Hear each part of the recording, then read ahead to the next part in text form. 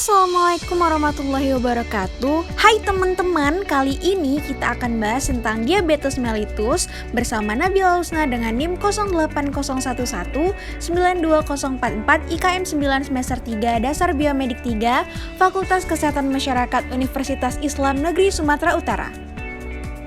Yang pertama, kita akan ngebahas tentang latar belakang diabetes mellitus. Diabetes mellitus atau DM merupakan kategori penyakit tidak menular atau PTM yang menjadi masalah kesehatan masyarakat, baik secara global, regional, nasional maupun lokal. Salah satu jenis penyakit metabolik yang selalu mengalami peningkatan penderita setiap tahun di negara-negara seluruh dunia.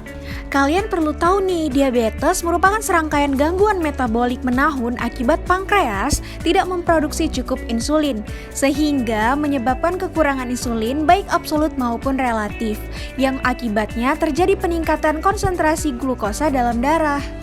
World Health Organization atau WHO memprediksi adanya peningkatan jumlah diabetes atau penderita diabetes yang cukup besar dari 8,4 jiwa pada tahun 2000 yang akan meningkat menjadi sekitar 21,3 juta jiwa pada tahun 2030 dengan pertumbuhan besar yakni 152%. Nah teman-teman, setelah dijelasin latar belakangnya tadi, ada yang tahu nggak sih definisi diabetes mellitus? Diabetes mellitus merupakan suatu penyakit kronis di mana organ pankreas tidak memproduksi cukup insulin atau ketika tubuh tidak efektif dalam menggunakannya. Diabetes mellitus terjadi karena adanya gangguan metabolisme yang secara genetis dan secara klinis termasuk heterogen dengan manifestasi berupa hilangnya toleransi karbohidrat. Hiperglikemia atau terjadinya peningkatan kadar gula darah adalah suatu efek yang terjadi jika penyakit diabetes tidak terkontrol dan lambat laun akan mengakibatkan kerusakan di berbagai sistem di dalam tubuh, khususnya saraf dan pembuluh darah. Diabetes mellitus merupakan penyakit metabolik yang berlangsung lama atau kronis yang ditandai dengan peningkatan kadar gula darah sebagai akibat dari kelainan insulin, aktivitas insulin ataupun sekresi insulin yang dapat menimbulkan berbagai masalah serius, dan prevalensi dari penyakit diabetes mellitus ini berkembang dengan sangat cepat. Jenis-jenis diabetes mellitus. Yang pertama ada diabetes mellitus tipe 1. Diabetes tipe 1 ini terjadi karena sistem kekebalan tubuh penderita menyerang dan menghancurkan sel-sel pankreas yang memproduksi insulin. Hasil dari kehancuran sel beta pankreas biasanya menyebabkan defisiensi insulin yang absolut atau tubuh tidak mampu menghasilkan insulin. Namun, penyebab dari diabetes mellitus ini belum diketahui secara pasti. Tanda dan gejala dari diabetes mellitus tipe 1 ini adalah poliuria, yaitu kencing terus-menerus dalam jumlah banyak, polidipsia, yaitu rasa cepat haus, polipagia, yaitu rasa cepat lapar, penurunan berat badan secara drastis, dan mengalami penurunan penglihatan dan kelelahan. Yang kedua adalah diabetes mellitus tipe 2. Pada jenis diabetes ini adalah diabetes yang lebih sering terjadi. Diabetes jenis ini disebabkan oleh sel-sel tubuh yang menjadi kurang sensitif terhadap insulin, sehingga insulin yang dihasilkan tidak dapat dipergunakan dengan baik atau resistensi sel tubuh terhadap insulin. Sekitar 90 hingga dengan 95% penderita diabetes di dunia menderita diabetes tipe ini. Diabetes mellitus tipe 2 ini dapat didiagnosis setelah beberapa tahun keluhan dirasakan oleh pasien, dan pada diabetes mellitus komplikasi dapat terjadi.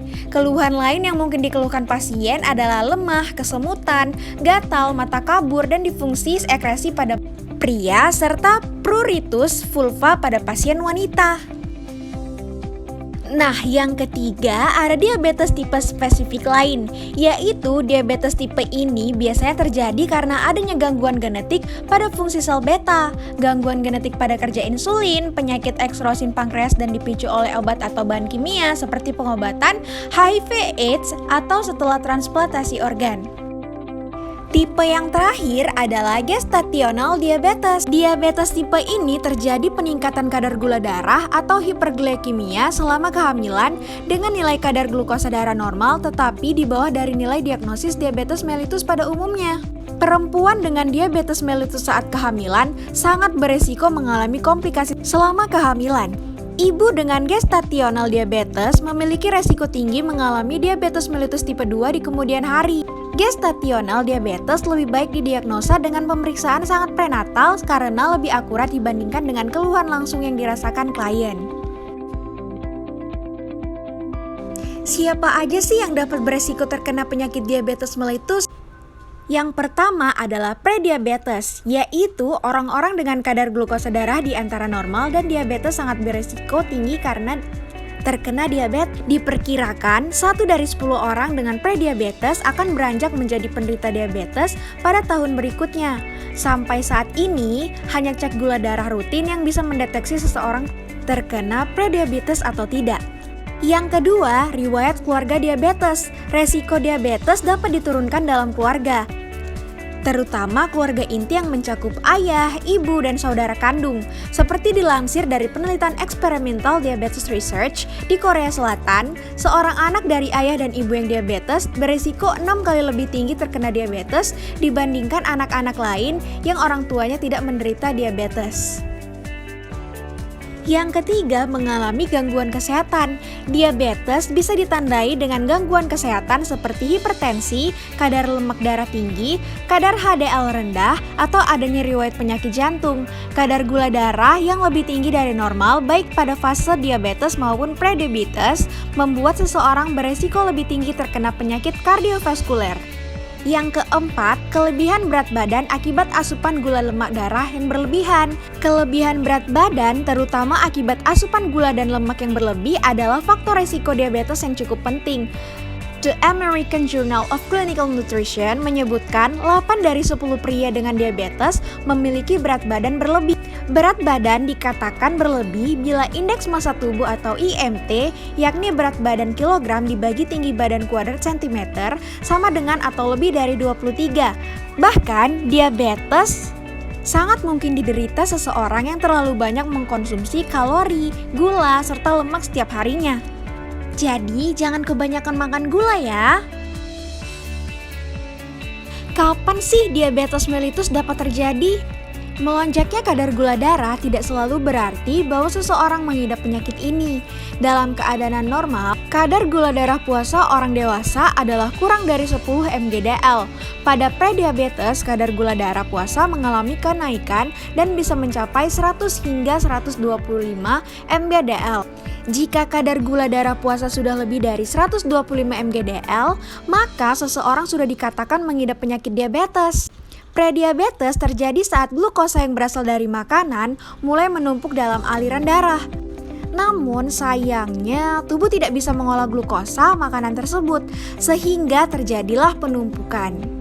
Seharusnya tubuh mengolah glukosa menjadi energi dengan bantuan hormon insulin yang dihasilkan oleh pankreas. Meski masih tahap awal, prediabetes tidak boleh diabaikan begitu saja loh teman-teman. Penanganan segera bisa mencegah kondisi ini berkembang menjadi penyakit diabetes. Gula darah yang tinggi juga dapat terjadi bila sel-sel tubuh tidak sensitif terhadap insulin, sehingga gula dari darah tidak dapat masuk ke dalam sel untuk diproses. Kenapa sih diabetes mellitus bisa terjadi? Nah, pada pertanyaan ini, penyebab munculnya gejala diabetes tipe 1 belum diketahui secara pasti. Sistem imun yang seharusnya melawan bakteri atau virus justru menyerang produksi insulin, yang akibatnya glukosa menumpuk di aliran darah dan tidak bisa terdistribusi ke sel-sel tubuh. Pada penyakit diabetes tipe 2, sel dalam tubuh menjadi resisten terhadap insulin. Pankreas kewalahan untuk menghasilkan insulin untuk mengatasi hal tersebut sehingga glukosa menumpuk dalam darah. Sama seperti penyebab diabetes tipe 1, penyebab gejala diabetes tipe 2 juga tidak bisa ditentukan. Faktor genetik dan lingkungan memiliki kemungkinan besar dari penyebab munculnya gejala diabetes. Mayo Clinic menyebutkan bahwa obesitas juga bisa jadi penyebabnya. Namun, ada pula penderita diabetes tipe 2 yang tidak mengalami obesitas. Jadi, faktor ini belum bisa dibuktikan.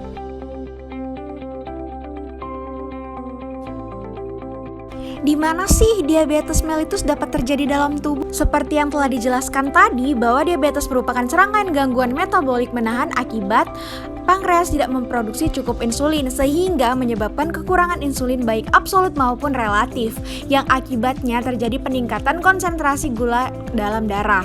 Maka dari itu, diabetes terjadi karena pankreas tidak memproduksi cukup insulin. Bagaimana komplikasi yang terjadi pada diabetes mellitus? Semua bentuk diabetes meningkatkan resiko komplikasi dalam jangka panjang. Hal ini berkembang setelah 10 hingga 20 tahun, tetapi bisa saja gejala pertama muncul pada mereka yang belum terdiagnosis selama waktu tersebut. Komplikasi utama jangka panjang adalah rusaknya pembuluh darah. Penderita diabetes 2 kali lebih berisiko untuk mendapatkan penyakit kardiovaskular dan sekitar 75% kematian akibat diabetes disebabkan oleh penyakit jantung koroner. Penyakit pembuluh besar lainnya adalah stroke dan penyakit pembuluh darah tepi atau peripheral vascular disease. Komplikasi pembuluh darah mikro akibat diabetes termasuk kerusakan pada mata, ginjal, dan saraf. Kerusakan pada mata dikenal sebagai diabetic retinopathy yang disebabkan oleh kerusakan pembuluh darah pada retina dan dapat mengakibatkan kehilangan penglihatan secara berangsur dan akhirnya buta. Kerusakan pada ginjal dikenal sebagai diabetic neuropathy dapat menimbulkan perut kehilangan protein dan kadang-kadang mengalami ginjal kronis yang kadang-kadang memerlukan dialisa atau transplantasi ginjal. Kerusakan pada saraf dikenal sebagai diabetic neuropathy yang biasanya merupakan komplikasi utama dari diabetes. Yang gejala-gejalanya dapat meliputi numbness, tingling, nyeri, dan sensasi nyeri lainnya yang bisa menyebabkan kerusakan pada kulit. Diabetic foot atau seperti diabetic foot antlers mungkin timbul dan sulit untuk ditangani. Kadang-kadang juga memerlukan amputasi. Sebagai tambahan, proximal diabetic neuropathy menyebabkan nyeri pada muscle, wasting, dan menjadi lemah. Terdapat hubungan antara berkurangnya kognitif dengan diabetes. Dibandingkan mereka yang tanpa diabetes, penderita diabetes mengalami penurunan fungsi kognitif 1,2 hingga 1,6 kali lebih besar. Gimana ya cara pengobatan diabetes mellitus? Yang pertama dengan suntik insulin, yang kedua dengan obat-obatan, yang ketiga menjalani pola hidup sehat, dan yang keempat dengan pengobatan rumah dengan makan makanan yang bergizi.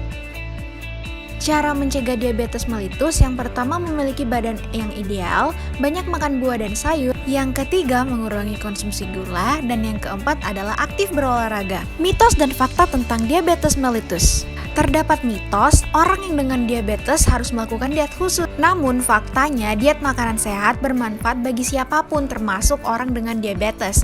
Pola makanan sehat harus mengandung biji-bijian, sayur dan buah, menghindari lemak trans, dan membatasi lemak larus dan karbohidrat olahan terutama gula. Fakta dan mitos yang kedua, mitosnya adalah penyandang diabetes tidak dapat menyumbangkan darah. Namun faktanya, penyandang diabetes tetap dapat menyumbangkan darah atau donor darah selama kadar gula darahnya terkendali. Nah, pembahasan kita udah habis nih teman-teman. Lain kali kita akan ngebahas pembahasan yang lainnya. Sampai jumpa di lain waktu. Dadah!